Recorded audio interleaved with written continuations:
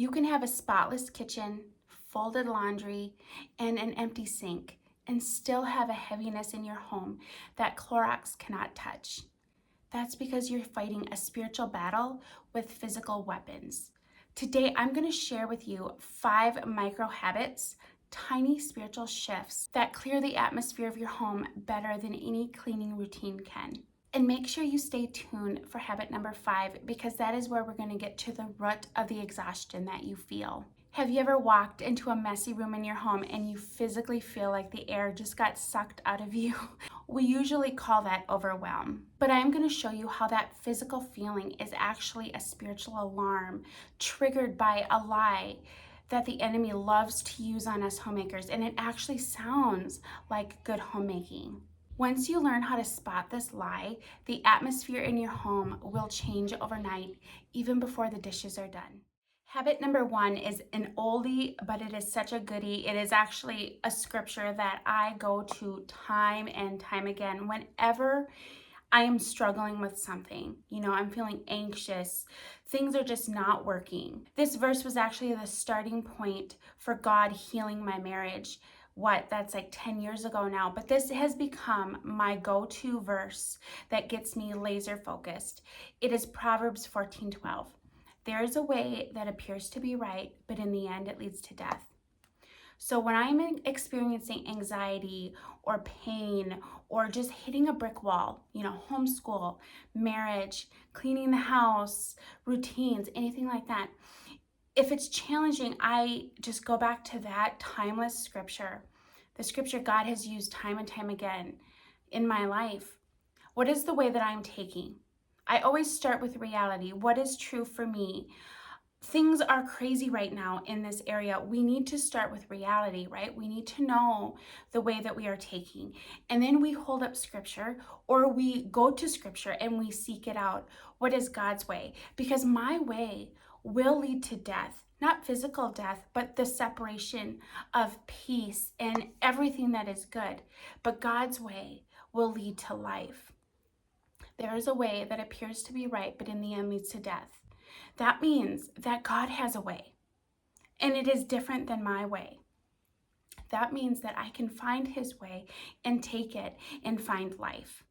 Riding on the back of Proverbs 14:12 comes habit number 2. It is speaking about marriage, the most holy thing in your life. Scripture likens marriage to Christ and the church. This is a very, very holy thing.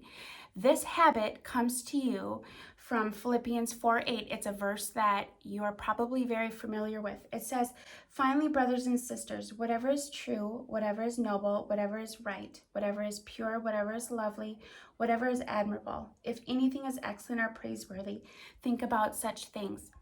Habit number 2 is dwell on the good and the lovely about your husband. Because this is the deal. There is a big, long list of negative things we can think about, right? Like, our husbands are fallen, just like we are fallen. Romans 3:23 says that, "For all have sinned and fall short of the glory of God." Your husband isn't where God wants him to be. I mean, he's on a journey. I don't know where your husband is, if he's saved, but there are extremes in there. They're on a journey and God is not done with them. But here what scripture is telling us is whatever is pure and whatever is lovely, whatever is admirable, think about these things. Yes, our mind wants to conform to the pattern of the world and think about the negative things, the things that we don't like, the things that don't even glorify God. We love to dwell on those things, and then we, look down kind of in a way and say, well, you're not doing what you're supposed to be doing. But this is the thing. Dwell on the good and the lovely. Is he a great provider? He's there for the kids. He's a good father. He's there for you when you need him. You can trust him. I mean, yes, they're not perfect. There's things that, we hope they grow in, right? But why is this my habit number 2? Because of something I mentioned about already. Because it is an image of Christ in the church. I mean, if we begin focusing and nitpicking on the little, the negative things, I'm not going to say they're little, the negative things, our mind can just go to the flesh, like, selfish ambition and hate and discord and strife and all these things. Like, it is what we set our mind on, right? To set the mind on the flesh is death, but to set the mind on the spirit brings life and peace. Dwell on the good and the lovely, because your marriage is such a holy thing, and it affects you. It affects your family. It affects the trajectory of what God is doing in your home. You know, this habit number 2, it can really affect how God leads you and how God uses you in the home. It can stunt you. Like if you dwell on the negative, it can stunt your growth with God. Dwell on the good and the lovely about your husband. I'm not saying that there are not faults that we can dwell on. That is not what Scripture is telling us. Dwell on the good and the lovely.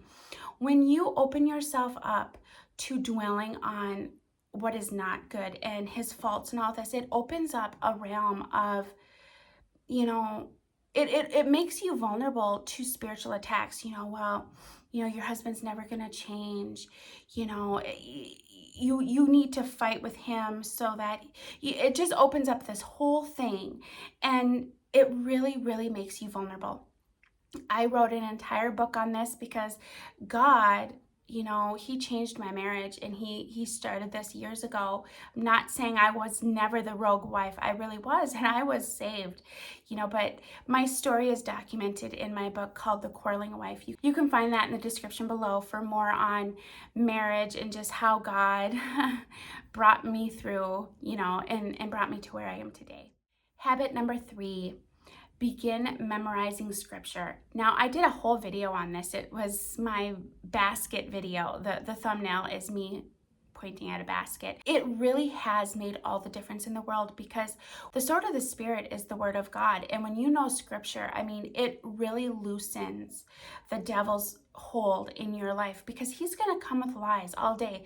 Okay, it's not like we Christians are exempt from getting attacked, okay? Like, there's spiritual activity here. God is here in my heart. So, and the devil, he hates who is living on the inside of you. He hates the good that you are doing in your home, the raising of your children. He absolutely despises that, because that is an image of Christ. And we are extremely vulnerable when we do not know what the scripture says.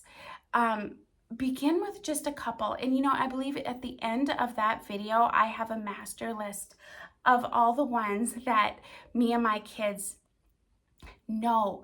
But the thing is when you are in the thick of it and you are in the moment, and emotions are raging, and speaking of that, the devil will capitalize on your flesh. Look at Jesus in the wilderness. Jesus was hungry. And that was one area where the devil came and tempted him. And so, when emotions are raging and, there's things happening in your home in real time, everything's falling apart, your emotions are raging, the devil's going to attack you there. He's going to attack you where you're weak. But you know what? You have the sword of the Spirit.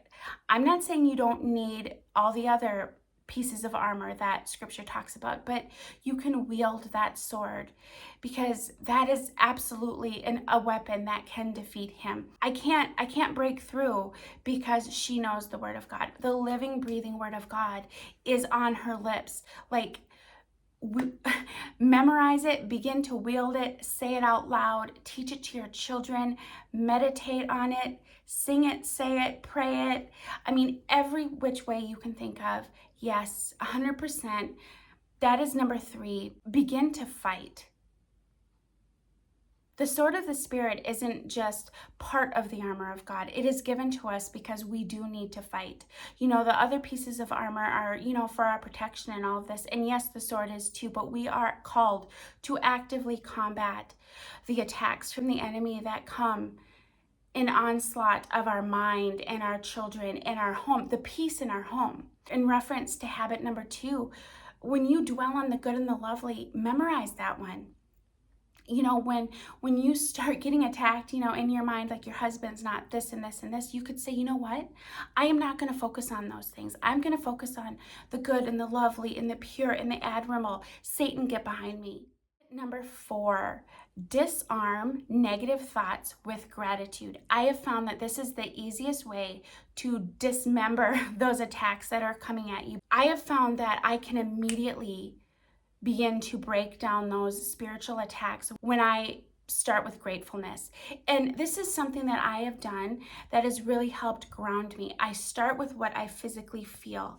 Father, I thank you that I live in a warm home. Thank you that I have clothes. Thank you that I have food. You know, like say you smell what, you know, you smell in the air, supper, cooking, or something like that. Use your senses to draw you into gratefulness. And then just start brain dumping, because you know what? From what you feel is going to just come a mad rush of other things that you're thankful for. Just keep it going. And then I have found that for me, that absolutely stops spiritual attacks coming at me. And then from there, I go to scripture, you know, but just get in a habit. When you get negative thoughts, just immediately, Father, thank you for my warm home. Thank you for the food in my house. Thank you for my husband who works to take care of us. Thank you that I get to stay home. Thank you that I'm homeschooling my children and I have a church family, that my family is safe, and that there's no illness in the home at the moment. I mean, just continue to that is a way to fight that negativity. Here it is, habit number 5. This is the one that I spoke about earlier. Get really good at spotting the enemy's lies. When you walk into a room that is just a mess, for me, that is the basement at any given time. You know, that is where the kids hang out. You know, this room, there's a mirror of it downstairs, and the kids have their things and they hang out down there. Well, I have a couple toddlers who, you know how toddlers can be. They're just kind of they can be animals sometimes. And I'm not saying that, you know, there isn't a time to be orderly, but sometimes I go down there and I'm just flabbergasted. Like I literally just have the wind taken out of my sails. And that is something that I used to just crumble. But when I discovered this truth that has become a habit in my home in all areas, I will give you a couple of other examples as well. The lie that I believe in that moment is my home needs to be completely spotless all of the time in order for me to be a good homemaker. That is the lie that I am believing. So then you combat that lie and you're like, train up a child in the way he should go, and when he is old, he will not depart from it. I mean, that verse is saying, train him up. You know, I mean, there's a period of time that this is going to take place. You know, folly is bound up in the heart of a child. We can go there. It's like, it doesn't matter how much I raise you in the ways of the Lord, foolishness is still your predisposition. We start drawing ourselves back to truth. Here's another lie that I just recognized the other day. My little baby, he's at the end of breastfeeding. He's 16 months old, and I think we're done, you know, and he's just not too interested anymore. And I can get really sad about that. And honestly, like I tried to push the breastfeeding for a while because, you know, he's my 6th baby. My husband and I don't plan on having more. But, you know, you like to kind of hang on, you know, as much as you can if you're able. I spotted the lie right away. Here was the lie. I am not needed by my son if he is not breastfeeding. That is a lie.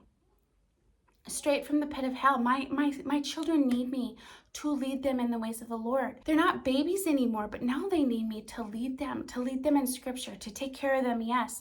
But my job is not done. Let me give you one more lie. I can be getting ready in the morning and I can get kind of frustrated and sad because, you know, I'm looking in the mirror and I'm starting to see fine lines, you know, and gray hair and all of these things. And I can get really kind of emotional and down on myself. And I'm going to tell you, I have found the lie that the enemy used to speak to me. You are not going to be beautiful when you get old.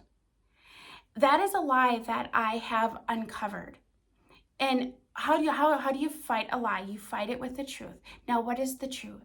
Okay, Proverbs 31. Beauty is fleeting, but a woman who fears the Lord is to be praised. Scripture talks about not letting your beauty be from mere outward adornment, but the hidden person in the heart. This beauty that we have on the outside, it is superficial. It is fleeting. We combat that lie with the truth. It's the only way that we can undo those lies and be set free. The Bible says, you shall know the truth, and the truth shall set you free. Now, if you really liked habit number 5 and you're like, oh my goodness, that was really good, I'm so excited because I do have something completely brand new. I have designed a PDF. It is in the description below to help you root out strongholds as a homemaker. Go take advantage of that. I go through the exercise with you, showing you areas from my own life, and then there's space for you to uncover this for yourself. I even have a method based on scripture, based on, what you feel, the pain, the hurt, a way that can help you find those areas where the devil is speaking lies. If you were blessed by this video, I am so glad. Please like, share it, comment so that we can connect in that way. And until next time, bye for now.